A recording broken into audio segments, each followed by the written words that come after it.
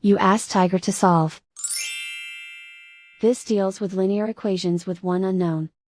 The final result is x equals 6. Let's solve it step by step.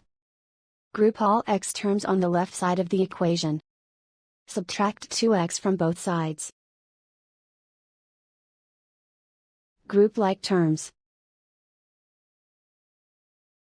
Simplify the arithmetic. Group like terms. Simplify the arithmetic. Group all constants on the right side of the equation.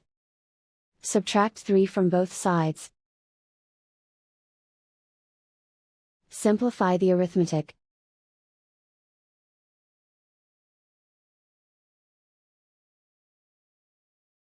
Isolate the x. Divide both sides by 4. Simplify the fraction. Find the greatest common factor of the numerator and denominator. Factor out and cancel the greatest common factor. And so the final result is x equals 6.